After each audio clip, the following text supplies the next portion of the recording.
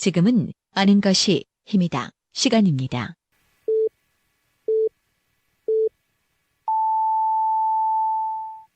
Welcome to the best podcast. Knowledge is power. 2020년 1월 13일 월요일 방송분입니다. 예, 5시 안 돼서는 월요일 순서 함께 하십니다. 먼저 키워드로 보는 뉴스 브리핑 진행합니다. 팟캐스트 하는 것이 힘이다. 정진호 PD 함께 하죠. 어서 오세요, 정 PD. 네, 안녕하십니까. 정진호입니다. 예, 첫 번째 키워드부터 살펴보죠. 네, 오늘 첫 번째 키워드는 카니발입니다. 이게 뭐 자동차 이름입니까? 그렇지는 않고요. 예. 카니발리즘이라는 말이 있는데 이게 동족간에 서로 잡아먹는 그런 걸 뜻하거든요. 예. 그러니까 뭐 식인종 이렇게 해석하셔도 좋을 것 같고요. 세종시에 있는 한 어학원에서 캐나다 국적의 외국인 강사가 수업 도중에 6세에서 7세 반 유아들에게 인육 관련된 그런 유튜브 영상을 보였다는 사실이 밝혀져 좀 충격을 주고 있다고 합니다. 예. 이 강사가 보여준 영상은요, 4분 정도 분량이라고 하는데 특정 기구를 이용해서 인육을 훼손하는 그런 내용을 담고 있다고 합니다. 예. 뭐 지금 꽤 논란이 되고 있는 이런 뉴스인 것 같습니다. 네, 그렇습니다. 현재까지도. 성인들이 보기에도 끔찍한 영상을 아이들에게 보여줬다. 이런 얘기잖아요. 네, 그렇습니다. 그 영상을 본 아이들은 이제 두 손으로 눈을 가리고 머리를 막 쥐어 감싸는 등 상당히 좀 충격을 많이 받았다고 하는데요. 집에 가서 이제 부모님들한테 이 사실을 알렸고 그래서 학부모들의 신고로 이제 경찰이 출동해서 이 강사를 체포했었다고 합니다. 그 경찰 조사에서 이 강사는 수업 시간에 아이들이 인육을 먹을 수 있느냐 이런 질문을 했길래 관련 내용을 설명하기 위해서 이 영상을 틀어줬다 이렇게 해명했다고 합니다. 예. 아무리 그래도 좀 어린 아이들에게 초등학교도 이제 입학하지 않은 유아들에게 이런 영상물을 보여줬다는 것은 이건 너무 지나치지 않느냐 이런 비판의 목소리가 높다 이런 얘기죠. 네, 맞습니다. 아이들은 현재 정신적 충격을 호소하면서 학원 가는 걸 좀 거부하고 있다고 하고요.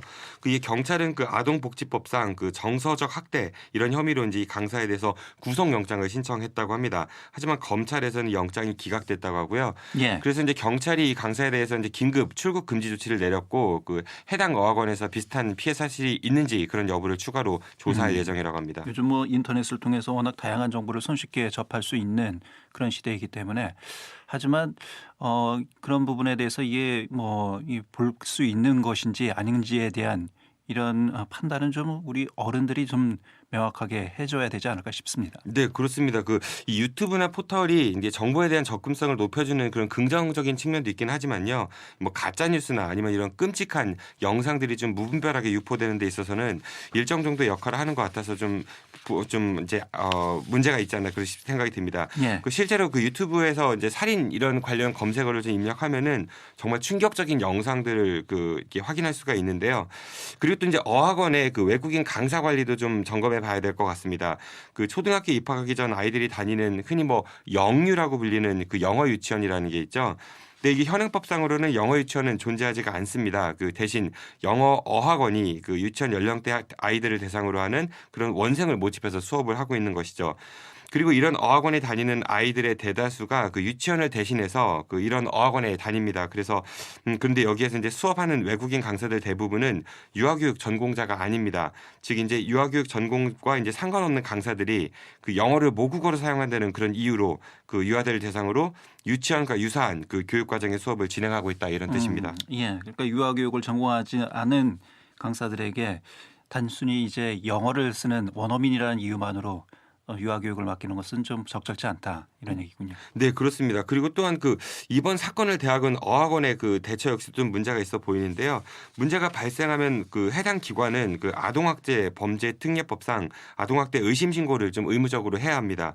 하지만 학부모들이 경찰에 고소하기까지 하는 동안에 이 어학원은 교육당국의 신고조차도 하지 않았다고 하고요.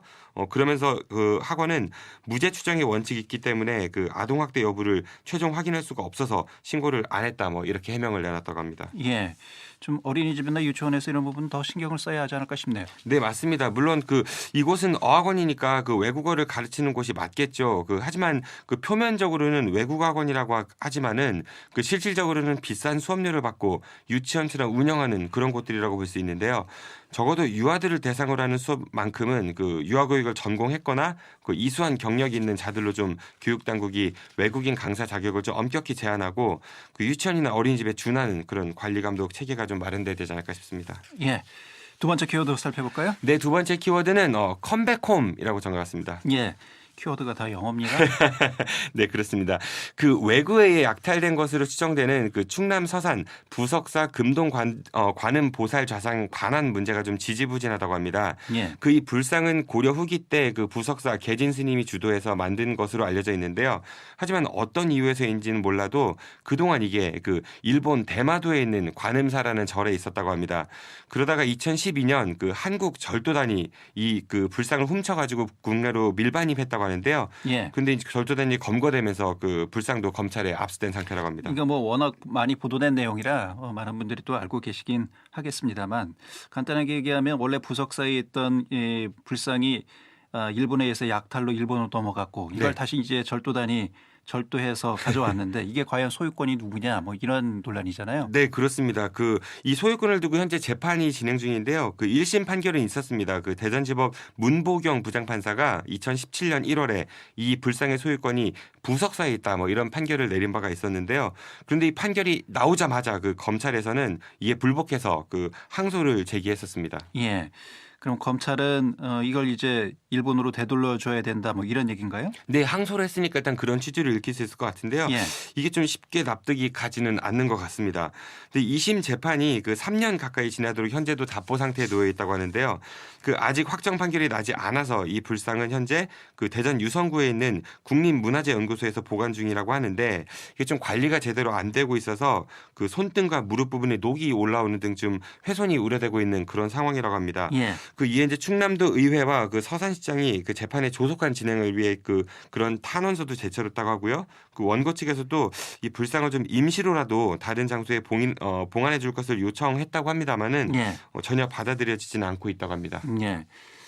혹시 뭐 한일 관계에 영향도 있을까요? 글쎄요, 그렇게까지 볼 필요가 있을까 싶기도 한데 당시 이제 그 정권이 그 문재인 정부 이전 정부였기 때문에 그런 해석도 있었습니다만은 아마 좀 우선순위에서 밀린 게 아니냐 뭐 이런 이야기도 있는 것 같습니다. 예. 실제로 항소심이 이제 차일피일 미뤄지면서 그동안 판사 구성원도 좀 바뀌었다고 하고요. 검찰 역시도 인사이동 등을 이유로 6명이나 교체되었다고 합니다. 그 우리의 소중한 문화재인 만큼 좀 하루빨리 재판이 재개되어서 부석사 금동 관음 보살 좌상이 원래 있었던 그 자신의 집으로 좀 되돌아갔으면 좋겠습니다. 예, 알겠습니다. 키워드로 보는 뉴스 브리핑 팟캐스트 하는 것이 힘이다. 정진호 PD였습니다. 수고하셨습니다. 고맙습니다. 2020년 1월 14일 화요일 방송분입니다. 5시 현대사는 화요일 순서 함께 하십니다. 키워드로 보는 뉴스 브리핑 팟캐스트 하는 것이 힘이다. 정진호 PD와 함께합니다. 어서 오세요, 정 PD. 네, 안녕하십니까. 정진호입니다. 예, 첫 번째 키워드부터 살펴볼까요? 네, 오늘 첫 번째 키워드는 호랑이 담배 피우던 시절로 정해봤습니다. 예, 어떤 얘기입니까? 그 세종시에서 그 중학교에 다니고 있는 1학년 남학생 2명이 같은 학년 그 여학생 10명 정도에게 그 약 7개월에 걸쳐서 밤낮을 가리지 않고 음란 메시지를 보낸 사실이 좀 뒤늦게 알려졌다고 합니다. 예. 그 내용도 좀 상당히 충격적이었는데요. 이게 방송이니까 다 말씀드릴 수는 없겠지만 대략적인 내용을 보면 뭐 나의 욕구를 충족시켜줘, 뭐 너의 부모님이 집에 계실 때 너희 집에서 성관계를 하자, 뭐 이런 내용들도 있었다고 합니다. 중학교 1학년 학생이 이런 문자를 보냈다는 겁니까? 네, 그렇습니다. 그것도 7개월 동안이나? 네, 그 이걸 좀 뭐라고 말씀드려야 될지 모를 것 같은데요. 예. 근데 또 이런 대화가 그 캡처되어서 인터넷에 유포도 되었다고 합니다. 그리고 그 캡처하면은 그 100만 다운로드를 기록할 정도로 꽤나 널리 퍼졌다고 합니다. 예. 그 피해 여학생들은 2차 피해까지 지금 당할 수 있는 그런 상황이 있겠군요. 네, 그 심지어 그 가해 학생들은요 또 그 발신 번호가 뜨지 않는 그 SNS로 전화를 걸어서 뭐 성희롱 발언까지도 좀 서슴지 않았다고 하는데요. 이에 이제 피해 학생들이 그 학교에 성폭력 그 피해를 당했다 이런 사실을 지금 신고했다고 합니다. 하지만 학교 측에서는 그 피해를 접수받고서도 그 한동안 제대로 조사에 나서질 않았다고 합니다. 예, 이 정도의 문자를 보냈는데도 제대로 조사를 하지 않았다라는 것은 글쎄 어떤 이유에서 그랬을까요? 네, 그 피해 여학생들이 처음 신고를 접수할 때 그런 내용이 적혀 있는 대화방 캡처 화면을 좀 제출하지 않았다는 게 이유라고 하는데요. 예. 그 학교 관계자는 한 언론과의 인터뷰에서 사실 확인을 위해 그 피해 내용을 제출해라 이렇게 요구를 했지만 그 피해 학생들이 그걸 제출하지 않아서 그 별다른 조치를 취하지는 않았었다고 합니다. 예. 적극적으로 이 문제를 대처하지 않았다라는 비판이 있을 수밖에 없겠습니다. 학교 당국에 대해서. 네, 그렇습니다. 예. 그 처음에 학교 측에서 보인 모습이 그 피해자에게 입증 책임이 있다 뭐 이런 뜻으로 해석이 될 수도 있을 것 같은데요.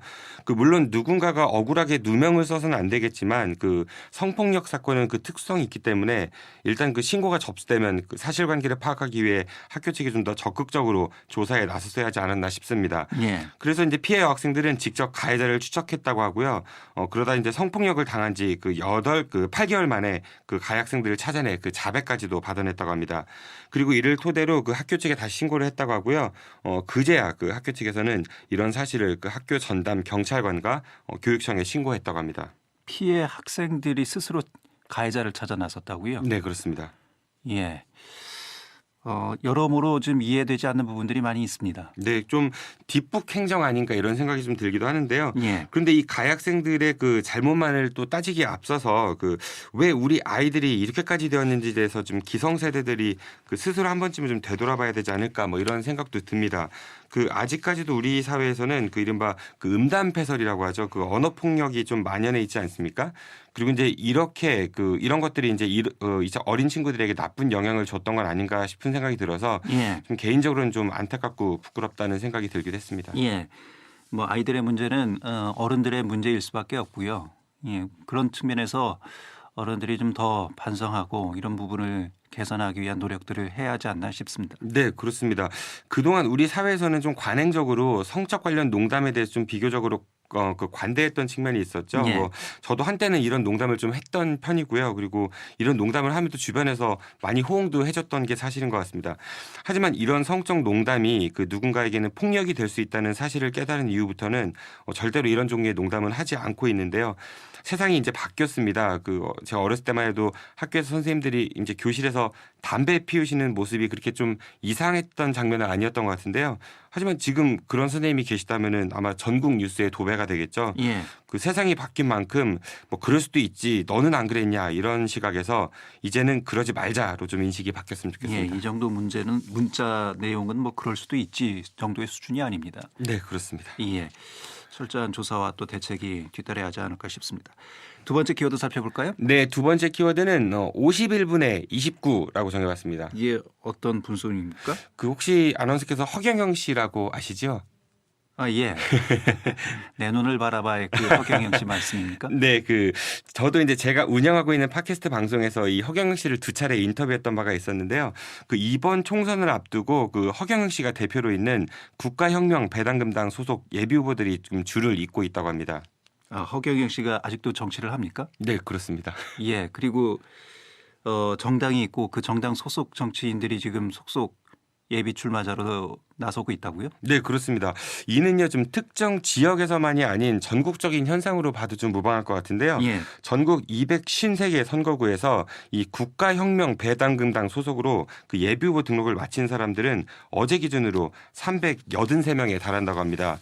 그 다른 정당들하고 비교를 해보면요, 그 같은 기간 더불어민주당 소속으로 예비후보 등록을 한 사람들은 343명이었다고 하고요. 그 자유한국당 소속으로는 그 331명이 예비후보 등록을 마쳤다고 합니다. 예. 그러니까 그 허경영 대표의 그 국민혁명 배당금당이 이들 두 거대 정당보다도 많은 예비 후보를 현재까지 배출한 셈이라고 볼 수 있을 것 같습니다. 예. 대전 지역만 봐도요. 그 총 7개 선거구에서 그 어제까지 총 51명의 예비 후보가 등록을 마쳤다고 하는데 이들 중 절반이 넘는 약 56%인 29명이 국민혁명 배당금당 소속이라고 합니다. 예. 누구든 뭐 우리나라에서는 정당을 만들 수도 있고 또 선거에 나설 수도 있습니다. 이건 뭐 이거 가지고 시비 걸 사람은 없지요. 네, 참정권은 기본권 중에 하나니까요. 예. 그런데 이 정당이 표방하고 있는 뭐 정강이나 정책 이런 부분들이 좀 현실하고 동떨어진 상당히 좀 뭐라고 이 표현을 해야 될까요? 과장돼 있는 이런 정책들이 많이 있지 않습니까? 네, 제가 처음에 허경영 씨 말씀을 드렸을 때 아마 많은 분들이 웃으셨을 수도 있을 것 같은데요. 이런 게 이제 웃음거리를 넘어서 기성 정치권을 포함한 우리 사회가 좀 진지하게 한번 좀 생각해봐야 될 부분이 아닌가 싶습니다. 예. 그동안 기성 정치권이 국민들에게 얼마나 많은 실망감과 좀 좌절감을 안겨줬으면은 이런 현상이 나올까 싶어가지고 뭐 정말 요즘 말로 웃프다는 생각이 좀 듭니다. 예. 글쎄요, 뭐 허경영 씨는 종종 이제 개그 프로그램에서 그 코미디 프로그램에서 개그 소재로도 활용이 되기도 했었는데 네. 예, 이번에 나오면서도 또 뭐 이른바 이제 황당무계한 이런 이 정강 정책들을 또 얘기를 많이 하고 있다고 하죠. 네, 일부에서는 좀 이게 실현 가능성이 없는 거 아니냐, 너무 좀 황당하다 이런 이야기도 있고 예. 또 반면에 예전에 허경영 씨가 얘기했던 것들이 지금은 주요 정책들의 방향이 되지 않았냐 이런 의견들도 있습니다. 저도 예전에 허경영 씨 인터뷰를 할 때 그 내 눈을 바라봐 이런 거는 다루지 않았었고요. 대신 그 허경영 씨가 내세웠던 공약들이 과연 좀 실현 가능한 것들인가에 대해서 그 이분과 정말 진지하게 이야기를 나눠보았었는데요. 예. 물론 여러 이견들이 있을 수는 있겠으나 그 공약들의 실현 여부를 떠나서 이제 그동안 사람들이 기성 정치권에 굉장히 많이 실망을 했구나. 그리고 허경영 씨가 그런 틈을 잘 노린 것 같구나 이런 생각이 좀 들었습니다. 예. 참고로 그 인터뷰 방송이 3년 전에 했던 건데요. 아직까지도 방송에 댓글이 달리고 있습니다. 왜 이런 우픈 현상이 나온지에 대해서 우리 정치권이 좀 더 깊이 생각해보는 시간이 되었으면 좋겠습니다. 예, 알겠습니다. 키워드로 보는 뉴스 브리핑 팟캐스트 하는 것이입니다. 정진우 PD였습니다. 정 PD 수고했습니다. 고맙습니다. 2020년 1월 15일 수요일 방송분입니다. 수요일 순서 함께 하십니다. 키워드로 보는 뉴스 브리핑 팟캐스트 하는 것이입니다. 정진우 PD와 함께합니다. 어서 오세요, 정 PD. 네, 안녕하십니까. 정진호입니다. 예, 첫 번째 키워드부터 살펴볼까요? 네, 오늘 첫 번째 키워드는 찝찝한 합의라고 정해봤습니다. 예, 어떤 얘기입니까? 그 얼마 전 술자리에서 그 여교사에게 성희롱을 한 그 대전 지역의 한 고등학교 교감에 대해 말씀드린 적이 있었죠. 예, 그 부산으로 교직원 연찬회를 간 자리에서 그 같은 학교 여교사에게 술을 권했는데 그 여교사가 이제 소주를 잘 못 마신다 이렇게 하니까 예쁜 척하지 마라고 말했다고 하는데요. 이에 이 교사가 그 자리에서 이제 바로 여자로서가 아니라 교사로 와 있는 거다라면서 좀 불편함을 표시했다고 합니다. 하지만 해당 교감은 사과를 하지 않았었고 그 이후 학교로 돌아와 그 보복성 갑질됐다 뭐 이런 게 주요 내용이었습니다. 예. 어쨌든 교감이 교사를 상대로 이런 행위를 했다라는 것은 상당히 부적절했다 이런 비판의 목소리가 있지 않았습니까? 네, 그렇습니다. 그래서 문제가 불거지자 그 전교조 대전지부는 지난달 그 대전시 교육청에 특별 감사를 청구했고요. 이에 이제 교육청 감사관실에선 조사를 나섰다고 합니다. 그런데 이제 전교조 대전지부는 그 이 조사 과정에 좀 문제가 있는 게 아니냐라는 주장을 하고 있다고 합니다. 예. 어떤 문제가 있었습니까? 네, 그 전교조 대전지부는 그 대전시 교육청이 피해 교사에게 좀 합의를 종용하면서 그 봐주기 감사를 한 게 아니냐 이렇게 주장을 하고 있는데요. 실제로 조사 과정에서 그 감사관실 담당자는 피해 여교사에게 진짜 성적으로 불편했던 거는 맞느냐? 그 현장에 있었던 다른 선생님들 상대로 설문을 해보니까 선생님처럼 느낀 사람은 없더라. 뭐 이런 등의 이야기를 했다고 합니다. 예. 그러면서 뭐 교감과 진솔하게 대화할 수 있는 자리를 마련해 줄 테니까 좀 원만히 잘 해결됐으면 좋겠다. 뭐 등의 발언도 했다고 합니다. 예. 합의를 뭐 오히려 종용한 것이 아니냐 뭐 이런 의혹 비판 그런 얘기군요. 네, 그 사실관계 파악하는 게 조사의 기본일 텐데요. 네. 그거보다는 좀 원만한 합의에 초점을 둔 게 아니냐 뭐 이런 이야기인 것 같습니다. 예. 대전시교육청에서는 관련해서 입장을 냈습니까? 네, 그 이에 대해서 대전시 교육청 감사관실은요, 전교조의 이 같은 주장은 사실과 전혀 다르다, 뭐 이런 입장을 밝혔다고 합니다. 예. 그 이들은 매뉴얼에 따라 질문을 했고요, 그리고 오히려 해당 여교사가 교감과 중재할 수 있게 좀 도와달라라고 해서 자리를 마련한 것뿐이라면서 그 전교조의 주장에 강하게 반박을 하고 있다고 하는데요.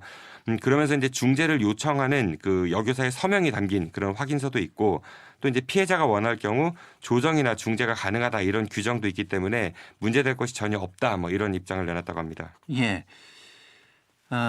피해 여교사가 원해서 합의를 유도했다. 뭐 이런 취지입니까? 네, 그렇습니다. 그런데 또 피해 여교사 입장은 또 다르다고 합니다. 그 피해 여교사는요, 먼저 합의를 요구한 적은 없었고, 그 만약에 교감이 이제 사실을 인정하고 진솔하게 사과를 한다면 그때 한번 만나볼 용인이 있다 이렇게 이야기를 했다고 하는데요. 예. 당초 해당 교감은 그 사과는 물론이거니와 뭐 이러한 사실 자체를 부정했었습니다. 하지만 그 교육청 감사가 진행되자 결국 이제 모든 사실을 인정하게 됐고 또 이제 결국 피해 여교사에게 사과도 했다고 합니다. 예. 그 결국 가해자의 사과를 받아내긴 했지만 조사 과정이 객관적이지 못했다. 뭐 한쪽에 일방적으로 좀 유리하게 조사가 진행이 됐다. 뭐 이런 얘기군요. 네, 그렇습니다. 그리고 또 이제 감사 조사 분위기도 좀 지적해 볼 수 있을 것 같은데요. 물론 이제 조사 내용을 기록하기 위해 그 여성 담당자 한 명이 이제 배석하긴 했다고 합니다만은 그 이번 그 조사를 담당한 사람은요, 그 교감과 비슷한 나이대의 남성이었다고 합니다. 그리고 여성 배석자는 대화에 참여하지 않고 기록만 했다고 하고요. 그러니까 즉 중년의 남성 조사관 앞에서 그 상대적으로 젊은 여자 교사가 이제 진술을 한 그런 셈인데요. 경찰에서도 요즘은 이런 성 관련 조사를 할 때에는 그 같은 성별의 경찰관이 조사를 맡지 않습니까? 그러니까 이제 대전시 교육청에서도 앞으로 이런 성 관련 그 조사를 할 때에는 그 피해자들의 입장을 생각해서 이런 부분까지 좀 반영해 줬으면 좋겠다라는 생각이 듭니다. 그 학교 현장에서의 성 문제 이거는 어제 오늘만의 일은 아닌 것 같은데요. 그 우리 사회가 좀 달라진 성 인지 감수성에 대해서 좀 이해가 부족해서 생기는 일이 아닌가 싶습니다. 그 이런 사고를 예방하기 위해서 그 교육청 차원에서 술자리에서만 하면 안 되는 행동 뭐 이런 매뉴얼이다 좀 만들어서 그 교사나 관리자들에게 좀 철저하게 그 성폭력 예방 교육을 시켰으면 좋겠습니다. 예. 두 번째 키워드 살펴볼까요? 네, 두 번째 키워드는 제가 좀 노래를 해야 되는데요. 연두해요입니다. 이거 광고 아닙니까? 네, 광고에 나오는 노래인데요. 예. 그 새해가 시작됐죠. 그래서 이와 관련된 행사들이 굉장히 많은데요. 아까 아나운서께서도 오프닝에 말씀하셨듯이 이제 어제 문재인 대통령 그 신년 기자회견도 있었고, 예. 그런데 이제 신년 기자회견이라는 게 그 예전에는 그 한자로 해엔 연자하고 머리 두 자를 써서 연두 기자회견 뭐 이런 용어를 쓰기도 했었습니다. 예. 이제 뭐 대통령도 그렇고요. 자치단체장들도 그렇고 연두기자회견은 하죠. 네네. 한 해가 시작되면서 어떻게 하겠다 뭐 이런 것들 같은데요. 예, 하나의 그 기관의 큰 청사진을 지금 제시를 하죠. 네, 그렇습니다. 이런 것처럼 그 대전의 일부 자치구에서도요, 이제 구청장들이 매해 각 동을 그 연두 방문하고 있다고 합니다. 예. 그 먼저 그 연두의 연두입니까? 네, 그렇습니다. 예. 그 먼저 이제 대전 그 정용래 대전 유성구청장인데요. 그 정용래 구청장은 지난 13일 진잠동과 원신동을 시작으로 해서 그 1월 말까지 유성구 관내에 있는 11개 그 행정동의 그 행정복지센터를 방문한다고 합니다. 예. 그리고 이제 황인호 대전 동구청장도 지난 9일 그 삼성동과 홍도동을 시작으로 해서 오는 20일까지 총 8일간 관내에 있는 행정동을 그 연두 순방한다고 하고요. 장종태 대전 서구청장 역시 그 괴정동을 시작으로 해서 23개의 행정동에 대한 그 연두 방문을 한다고 합니다. 말을 꼭 연두 방문, 연두 순방 뭐 이런 표현을 씁니까? 네, 구청에서 그 보도 자료나 그 관련 자료를 낼 때요, 연두 방문, 연두 순방 이런 용어를 씁니다. 예. 다소 좀 권위적인 그런 용어들이 아닐까 싶긴 합니다. 네, 그리고 또 사실 한 자치구와 그 행정동은 지리적으로 상당히 좀 가깝지 않습니까? 예. 그 예를 들어서 이제 평소 서울에 많이 있기 때문에 그 지역에 내려올 일이 별로 없는 대통령 같은 경우는 그 지역을 방문하는 게 좀 어떤 큰 이슈가 될 수도 있겠지만은 예. 그 소위 말해서 이제 엎어지면 코달 때 있고 또 이제 자주 다니는 곳을 연두 방문, 뭐 연두 순방 이런 용어까지 써가면서 이런 행사를 하는 것에 대해서 말씀하신 대로 좀 이게 지나치게 권위적이고 또 형식적인 게 아니냐라는 목소리도 있다고 합니다. 예. 그 구청장들의 연두 방문 현장을 보면요, 현수막을 거는데요. 그 현수막에 무슨 구청장님의 무슨 동 방문을 환영합니다. 뭐 이런 문구가 적혀 있기도 합니다. 아, 그런 현수막도 겁니까? 네, 그렇습니다. 예. 목적은 그 만나서 주민들 그리고 그 현장에 있는 공무원들하고 소통한다라는 취지잖아요. 네, 그렇습니다. 말은 그렇습니다. 뭐 주민센터 직원들의 고충도 좀 들어보고 또 지역 주민들과의 대화도 하고 뭐 이렇게 합니다만은 실제로 과연 몇 명의 주민들이 이 구청장과의 대화를 위해서 자발적으로 그곳에 갈지는 좀 의문이 들기도 하고요. 예. 또한 공무원들 역시 이제 구청장님 방문하신다고 해서 이제 의전부터 이것저것 준비하는데 많은 신경을 쓰는 것 같습니다. 이런 게 바로 좀 보여주기식, 권위주의식 행정력 낭비가 아닌가 싶습니다. 예. 이런 시간에 주민들을 위한 행정에 더 노력을 해야 되는 것이 아니냐, 뭐 이런 비판의 목소리가 있을 수밖에 없다, 이런 얘기군요. 네, 그렇습니다. 이런 비판이 일자 이제 전국의 많은 자치구들에서는 이런 권위적인 인사말과 그 업무 보고 뭐 사전에 준비된 질의응답 형식의 연두 방문에서 좀 벗어나 가지고 그 마을별 정책 토론이나 공감 콘서트 뭐 이런 것들을 진행하거나 아니면 이제 평소 행정동들에 자주 가보면 된다면서 이런 형식적인 연두 방문 자체를 아예 하지 않고 있다고 합니다. 예. 대전 중구는요, 이제 구청장이 연두 방문을 하지 않은 지 꽤 오래됐다고 하고요. 대덕구 역시 이제 작년에는 연두 방문 대신에 그 알아두면 쓸데없는 대덕구 사업 설명회 이런 것들을 했었는데요. 올해는 또 총선이 있는 관계로 그 오해의 소지가 있어서 이거를 안 하고 총선 이후로 미룰 예정이라고 합니다. 예. 행정은 그 굴림이 아닌 소통과 서비스입니다. 그 우리 지역의 단체장들이 그 차려진 밥상에서 무언가를 보고받고 훈시하고 또 이제 동원된 주민들 앞에서 형식적으로 질의응답하는 거 말고 그런 연두 방문에 대해서 좀 다시 한번 생각해 봤으면 좋겠습니다. 예. 자, 키워드로 보는 뉴스 브리핑 아는 것입니다. 정진우 PD였습니다. 수고하셨습니다. 고맙습니다. 2020년 1월 16일 목요일 방송분입니다. 5시 현대에서는 목요일 순서 함께 하십니다. 키워드로 보는 뉴스 브리핑 아는 것이 힘이다. 정진호 PD와 함께 하겠습니다. 어서 오세요, 정 PD. 네, 안녕하십니까. 정진호입니다. 예, 첫 번째 키워드부터 살펴보죠. 네, 오늘 첫 번째 키워드는 동일 노동, 동일 임금으로 정해봤습니다. 예, 어떤 얘기입니까? 그 같은 사업장에서 같은 종류의 일을 하는 사람들은 똑같은 임금을 받아야 된다. 어떻게 보면 당연한 말 같기도 한데요. 예, 이게 또 이제 상황에 따라서 다를 수도 있다. 뭐 이런 의견을 가진 분들도 많은 것 같습니다. 그 우리나라 근로기준법에도요, 그 성별에 따른 차별을 금지시키고는 있습니다만, 그 현실에서는 성별뿐 아니라 그 나이나 연차 아니면 뭐 정규직이냐 비정규직이냐에 따라 그 임금의 차이는 분명 존재하고 있는 것 같습니다. 예, 현실은 그렇습니다만 어쨌든 동일 노동, 동일 임금은 우리 노동이 추구해야 할 가치가 아닐까 싶습니다. 네, 그렇습니다. 예. 그래서 이제 국제노동기구에서도 이 원칙을 채택을 하고 있는데요. 근데 이와 관련해서 눈길을 끄는 그 대법원 판결이 나왔다고 합니다. 대법원은 이번에 그 사상 처음으로 무기계약직 노동자에게도 정규직과 똑같은 그런 취업규칙에 적용시켜가지고 같은 임금과 수당을 줘야 된다 이런 판결을 내렸다고 합니다. 예, 그 대전 MBC의 계약직으로 입사해 그 무기계약직으로 전환된 노동자 7명이 대전 MBC를 상대로 임금 청구 소송을 한 바가 있었는데요. 그동안 대전 MBC는 그 이들과 매년 고용계약을 체결하면서 기본급은 정규직의 80% 수준만 지급했다고 하고요. 근속수당은 아예 지급하지도 않았었다고 합니다. 예. 그 하급심은 좀 판단이 달랐었죠. 네, 이게 좀 엇갈렸었는데요. 그 1심에서는 그 정규직에게 적용되는 그 취업규칙도 이제 무기계약직에 적용해야 된다 이런 판단을 해서 무기계약직들의 손을 들어줬습니다. 하지만 2심에서는 이들이 이제 공채 시험을 봐서 입사한 게 아니기 때문에 정규직과 다르게 처우하는데 문제가 없다 뭐 이런 취지를 판단해서 대전 MBC 측에 손을 들어줬습니다. 하지만 또 이제 대법원 판결에서는요, 같은 직장에서 같은 종류의 일을 하고 있기 때문에 이들에게도 정규직과 동일한 취업규칙을 적용시켜야 되고, 따라서 정규직과 마찬가지로 기본급이나 상여금, 근속수당, 자가운전 보조금을 지급하고 또 이제 호봉 승급도 해제된다 이렇게 판결을 했다고 합니다. 예, 대법원의 판결이 나왔다면 이와 관련된 소송들이 좀 줄을 이을 수 있지 않을까 이런 생각도 드네요. 네, 맞습니다. 그 현재 많은 기업들이 이제 경영상의 이유를 들어가지고 그 비정규직 노동자들을 많이 채용하고 있지 않습니까? 예. 그래서 관련 소송이 좀 이어질 가능성이 높아 보이고요. 죽으라고 공부하고 노력해서 공채로 합격한 정규직하고 뭐 이들보다는 비교적 쉽게 취업한 비정규직들을 어떻게 똑같이 대우해야 되느냐 이건 말이 안 된다 이렇게 생각하시는 분들도 분명히 계실 것입니다.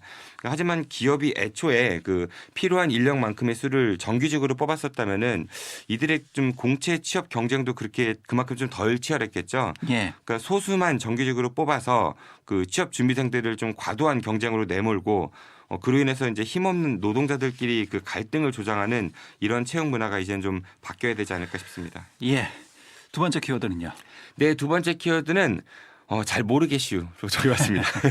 어떤 얘기입니까? 그 대전시가 얼마 전 그 대전의 이미지를 제고하겠다면서 도시 브랜드 슬로건을 이츠 대전에서 대전 is you 이걸 좀 다르게 발음하면요 대전 is you 뭐 이렇게 바꾼 사실이 있습니다. 혹시 예. 들어보셨는지요? 뭐 저는 뉴스를 하니까 알고는 있습니다만 아직 뭐 이 도시에 이렇게 걸려 있거나 그러지는 않은 것 같은데. 네, 아직은 많이 알려지지는 않고 있는 것 같은데요. 모르시는 분들도 많은 것 같습니다. 예. 그런데 굳이 이걸 바꿀 필요까지 있느냐. 또 이제 슬로건이 바뀌면은 뭐 이미지나 현판 이런 것도 교체해야 되고 그러면 이제 돈이 드니까 이게 예산 낭비다 이런 비판의 목소리도 많았었는데요. 그런데 이번엔 대전의 수돗물 브랜드인 이츠수도 좀 이름을 바꾸면 어떨까 하는 분위기가 대전시에 있다고 합니다. 예. 그 대전시가 운영하고 있는 그 시민 참여 정책 제안 플랫폼인 대전시소에서는요. 그 현재 대전시가 제안합니다 코너에 그 대전 수돗물 브랜드 바꾸는 것이 좋을까요? 라는 이제 온라인 공론장이 열려 있습니다. 내용을 보면은 대전 수돗물 브랜드를 어떻게 결정하는 것이 적합할까요? 라는 질문이 있고요. 그 아래로 가보면 이츠수가 이츠대전에서 착안한 것인데 이게 이제 대전 이주로 바뀔 예정이니까 이참에 그 수돗물 브랜드도 바꾸는 게 어떠냐 이런 취지의 설명이 나와 있습니다. 예. 도시 슬로건이 바뀌었으니까 수돗물 슬로건도 바꾸자 이런 취지군요. 네, 그렇게 해석될 수 있을 것 같습니다. 예. 근데 중요한 거는 이름이 아니라 내용이잖아요. 네, 사실은. 맞습니다. 네. 물론 뭐 대전의 상수돗물 수질은요, 전국적으로도 우수한 편에 속하긴 하는데요. 하지만 이제 말씀드렸듯이 요즘 수돗물 그냥 마시는 분들이 그렇게 많지도 않지 않습니까? 예. 뭐 이런 상황에서 지역 수돗물의 브랜드가 그렇게 중요한 것인지에 대해서는 좀 의문이 들기도 합니다.